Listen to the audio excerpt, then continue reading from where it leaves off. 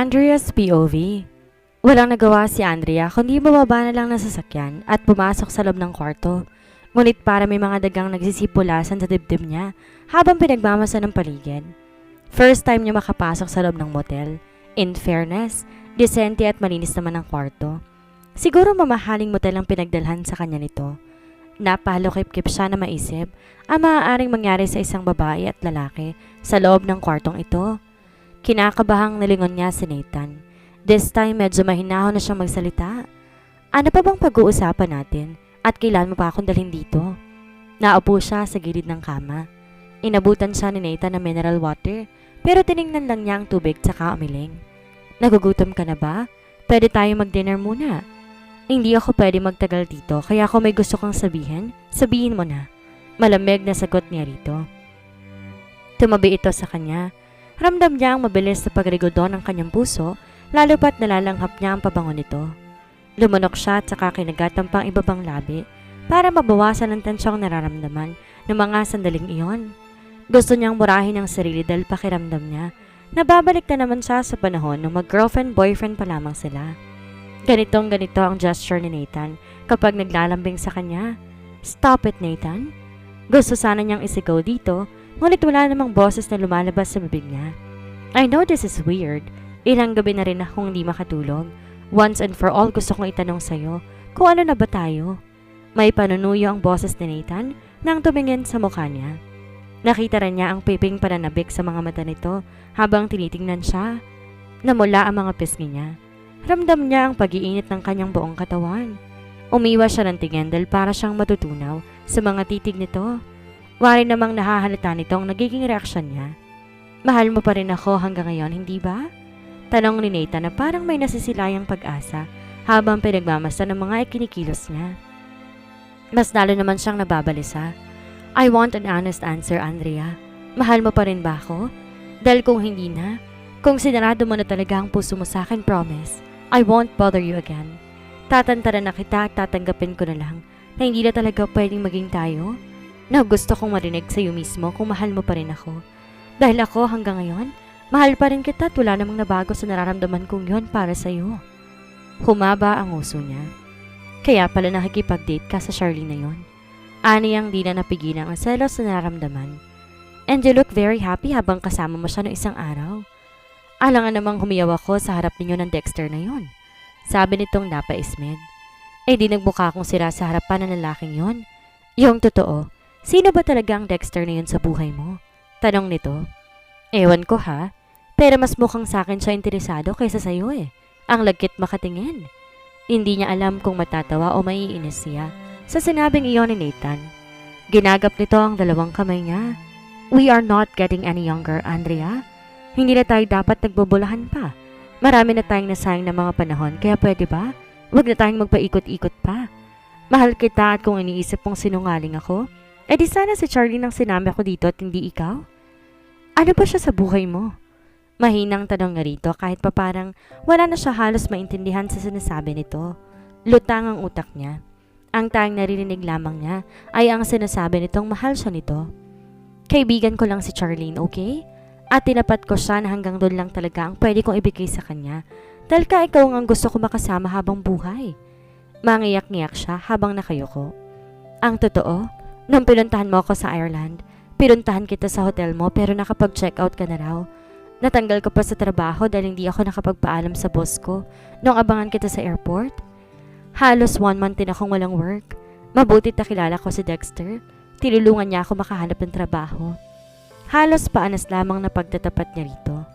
Hindi makapaniwala si Nathan habang nakikinig sa kanya. Tumulo ng luha niya nang tignan ito. Wala rin naman akong ibang lalaking minahal. Kung hindi ikaw lang? Sa palagay mo, babalik pa ako dito sa Pilipinas kung di ako maasang maaayos ang pagkasama natin? Nahihiyang pag-amin niya rito. Niyakap siya nito na mahigpit, tsaka hinagka ng kanyang mga kamay. God, akaya ko ayaw mo lang talaga ako makita, kaya nagpadali akong bumalik ng Pilipinas. Nalilitong tanong nito. Talagang uuwi rin siya ng Pilipinas para kunin ang mana niya sa tatay niya.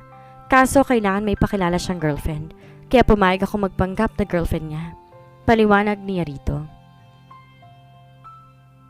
To, pumayag kang magpagamit sa lokong yon? Gusto ko lang tumanaw ng utang loob sa kabutihang pinakita niya sa akin, Nathan. Matapat na sabi niya. At walang kami dahil kahit kailan, hindi naman babae ang hanap niya. Saka kahit palalaki siya, hindi naman ako may love sa kanya, no? Sabay mangot to. Kaya pala, may pa-holding hands ka pang nalalaman. Ayoko na makitang nakikipaghawa kamay ka sa Dexter na yun, ha? Kahit ano pang sabihin mo, lalaki pa rin naman yun. Tila naggagalit-galitan pang sabi ni Nathan sa kanya. Ikaw rin, ayoko makikita ka kasama ng Charlene na yun. Anya rito. Hinawakan nito ang mukha niya, pilit tinataas paharap sa mukha nito. Palagay mo, sa lahat ng mga pinagdaanan nating dalawa, magagawa ko pang ipagpalit ka sa kanya? Ilang ulit ko bang kailangan sabihin na wala akong ibang babaeng minahal, kundi ikaw, Andrea? Punong-puno ng pag-ibig na sabi nito sa kanya. Ito na yung huling paiiyakan kita. Anito habang pinapahid ang kanyang mga luha. I don't want to see you cry anymore. Napayakap siya rito. Naiiyak ako sa sobrang saya. Ang tagal kong hinintay ang pagkakataong to. Mahal na mahal kita. Walang araw na hindi ako nangulila sa pagmamahal ninyong mag-ina. Nung di mo ako sinipot sa Ireland, ang sama-sama ng pakiramdam ko. Sinipot nga kita. Hindi lang tayo nagpang-abot. Pagtatuwid niya rito. Nasisiraan kasi ako ng sasakyan. Ang sama-sama din pakiramdam ko nung di kita makita. Inis na inis ako dahil ang bilis mong sumuko. I don't know, I'm sorry. Sabi nitong inilapat ang mga labi sa labi niya. Ipinikit ni Amanda ang kanyang mga mata nang maramdaman ang labi ni Nathan. Mainit at buong pagmamahal niya iyong tinanggap habang patuloy pa rin sa pagdaloy ang kanyang mga luha. Binuhat siya ni Nathan at dinala sa kama. Nagpapaubaya lamang siya habang nakatingin dito. Napapikit siya sa hatid ng kuryente niyon sa kanyang buong katawan, kasabay na mahinang pagsigaw na tumakas mula sa kanyang lalamunan. Maya-maya ay sabay nilang naabot ang sukdulan. Napakatagal ding panahong nanabik siya sa mga hagka na iyon ng kaisa-isang lalaki na minahal niya ng ganito sa buong buhay niya. I love you so much, Andrea. I love you more, Nathan. At pangako, hindi na ako lalayo sa iyo kahit anong mangyari, sabi niya rito. Muling naghinang ang kanilang mga labi. Promise me, this will be mine forever. Malambing na sabi pa nito sa kanya. Yes, Mr. Rodriguez, I'm all yours. Tugon naman niya rito, sa kapilang kinapa ang gising pa rin nitong kasangga. As long as you promise me, walang ibang hahanapin ang kasangga mong ito. Napangisi si Nathan. What if may madaanan akong nakabukas at willing magpatuloy? Pabirong tanong nito sa kanya. Kinurot niya ito ng pinong-pino sa tagiliran. Yan ka eh. Lahat na lang ng babae ini-entertain mo. Naggagalit-galit ang sabi niya rito, saka humaba ang nguso. Kaya umaasa sa iyo ng gusto si Alexa kasi masyado kang paasa. Pati si Jackie, siguro pinapaasa mo rin ng Charlie na yon, no? Natawa ito. Ikaw lang tong nag-a-assume ng ganyan. Kahit kailan hindi ko sila pinaasa. Alam naman ni Alexa na mula umpisa pa lang kapatid na ang turing ko sa kanya. Kaya pala hinagkan mo siya nung nasa... Andrea, ilang beses ko bang sasabihin sa'yo? Pinagsisihan ko na yung mga panahon na wala akong nasa isip kundi ang makapaghiganti sa'yo at sa buong pamilya mo. Aaminin ko, kasalanan kong ginamit kong kahinaan ni Alexa at pinagsisihan ko yon. Matagal ko ring pinagbayaran ang lahat ng yon kaya't sana wag na nating ungkatin pa, okay? Hiling nito sa kanya. I'm sorry, sabi niya rito. Ginagap niya ang isang kamay nito at hinagkan ng ikpit. From now on, kakalimutan ko ng lahat na masasakit na part ng ating pagkasama. Pero sana, natuto na tayo sa mga pagkakamaling yon. Yes, and promise, hindi ka na iiyak. Di na rin ako gagawa ng mga bagay na magiging dahilan ng misunderstanding natin. Although I cannot promise to be perfect. Mas lalong di ko maiipangako na hindi tayo mag-aaway. Wala namang perfect na relationship. Ang tayong maipapangako ko lang, lahat ng gagawin ko mga desisyon, ipapaalam ko na sa'yo. Promise din, babawi ako sa inyong mag-ina sa lahat ng mga panahong nasayang. And I will be more understanding and patient, Nathan. Pangakong hindi na kita iiwan, kahit ano pa ang mangyari. Paniniyak niya rito. Thank you, Andrea. Thank you dahil hanggang ngayon nandyan ka pa rin at handa akong patawarin. Palagi mo akong binibigyan ng chance. This time, hindi ko nasasayangin ang chance na binigay mo sa akin. Muli nitong sinakop ang kanyang mga labi. At dahil ang dami nating nasayang na panahon, Hindi kita titigilan ngayon. Kailangan natin makarami para sa mga panahong pangungulila ko. Marami rin akong naipon dito. Sayang naman ang lahi natin kung di natin pararamihin. Namumungay ang mga matang sabi nito sa kanya. Habang kaya pa ng mga tuhod natin. Aba, game ako dyan. Natatawa naman sagot nito sa kanya. Muli, sinimulan ni Nathan na saluhan siya at pinanindigan niyang game talaga siya. Katulad nito, excited din siya rito. Gusto rin niyang makabawi sa mga panahong nasayang nila. Nagpapahinga nga lang sila kapag nakakaramdam ng gutom. Pagkatapos, sisimulan na naman nilang saluhan ng isa't isa. Hindi niya na mabilang kung nakailang round sila nung araw na yun. Basta, madaling araw na magdesisyon silang magpahinga. Alas 6 ng umaga, nung gisingin niya si Nathan para mag-check out sila. Baka hanapin ako ni Nathaniel, sabi niya rito. Kuhanin mo ng mga gamit ninyo. Bumalik na kayo sa bahay. At tungkol kay Dexter, gusto ko siya makausap. Sabi ni Nathan sa kanya. What for? Gusto ko lang siyang pangaralan na kailangan niya magpakatotoo sa sarili niya at sa pamilya niya kung gusto niyang maging masaya ang buhay niya. Hindi niya maalam kung matatawa o seseryosohin ang sinabi ni Nathan. Ngunit naisip niya tama naman to. Kung gusto ni Dexter na maging ganap na maligaya at magkaroon ng kapayapaan sa sarili, kailangan itong maging totoo sa sarili at sa kanyang pamilya. Hindi nga ba't ito ang dahilan kaya naging masalimuot ang relasyon nila ni Nathan? Dahil ilang panahon ding pinairal nila ang pride at ang galit kaysa maging totoo sa kanilang mga sarili. Kaya nga this time, nangangako siya, hindi niya napagaganahin ang pride pagdating sa lalaking ito. Kung gusto niya maging maayos ang kanilang pagsasama, kailangan niya itong pakinggan.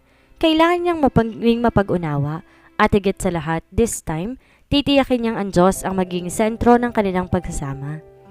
Masayang-masaya siyang binigyan muli ng pagkakataon sila na maging maayos ang kanilang relasyon.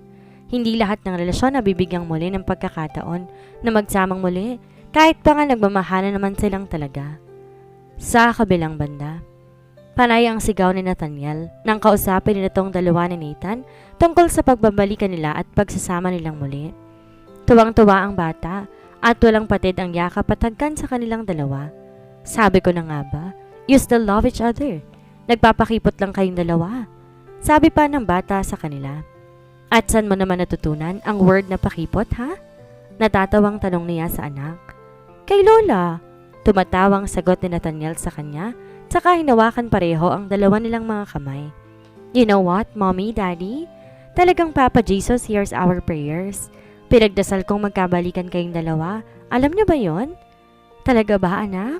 Pareho pala tayong nagdasal na mabuong muli ang ating pamilya. Sabi naman ni Nathan sa kalamingon sa kanya. How about you, Mommy? Pinagdasal mo rin bang wag tumingin sa ibang babae si Daddy? Nanunod yung tanong nito sa kanya. Pinamulahan siya ng mukha. Napatawa si Nathan sa kapiluhan ng anak. Palagay mo aamin ng mommy mo. Sabi nitong kinindatan pa ang bata. Pinagkukurot niya sa tagiliran si Nathan. Tawa naman to ng tawa. Si Nathaniel naman tila kinikilig habang pinagmamasdan silang dalawa. Alam niyang wala itong pagsidla ng labis na katuwaan sa nakikita nitong pagmamahalan sa kanilang dalawa ng ama nito. Matapos makausap ng masinsinan ng anak, ang kanyang buong pamilya naman ang kinausap nilang dalawa ni Nathan. Nashock ang mga ito sa anunsyo nilang nagkabalikan na sila, lalong-lalo na ang Kuya Rico niya. I hope last na to. Kapag naghiwalay na naman kayo next time, asahan nyo hindi na naman kayo susuportahan sa next na desisyon ninyo. Alam nyo naman ang pag-aasawa, hindi yan parang mainit na kanin na kapag napuso pwede nyong ibalik.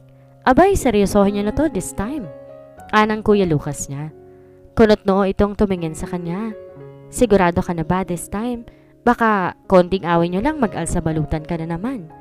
Tumango siya at kumapit sa braso ni Nathan. Mahal na mahal ko si Nathan, sabi niya rito. Alam niyo naman na nung nagkahiwalay kami, kahit kailan hindi ako naging ganito kasaya. I mean, kahit anong gawin ko parang may kulang sa buhay ko. Pagtatapat niya sa mga ito. Alam naman namin yon anak, alang mommy niya. Ang sa amin lang gusto naming makatiyak na hindi ka naiiyak muli. Anitong tiningnan sa Nathan. Ipangako ninyong kahit anong mangyari, hindi kayo bibitaw sa isa't isa. Kung papasukin nyo itong muli, abay, panindigan nyo na hindi yung para kayong mga bata kapag nag-aaway, kanya-kanyang alsa balutan. Napapahiyang tumango siya sa ina. Bueno, Wala na rin naman kaming magagawa kung ano man na maging desisyon ninyo. Nasa wastong gulang na kayo pareho. Alam nyo na ang tama at mali. Ang sa akin lang, tuwing magdedesisyon kayo, isaalang-alang ninyo ang kalagayan ng anak ninyo. Tsaka magmahalan kayo na walang halong pride. Dagdag pa ng mommy niya. Maraming salamat po, mommy. Sabi ni Nathan dito, tsaka ito nag-bless sa kanyang ina. Makakaasa po kayong this time, paninindigan na talaga namin itong pagsasama naming ito. Paniniyak pa nito sa matanda. Patunayan nyo, sabi naman ng ina niya. Ramdam niya medyo duda pa ang kanyang pamilya sa maling pagbabalikan nilang dalawa ni Nathan at di naman niya masisisi ang mga ito. Ilang ulit din naman tong nagsama sila pagkatapos naghiwalay din in the end. But this time, pinapangako niyang kahit anong mangyari, hindi na siya bibitaw pa sa relasyon nilang ito.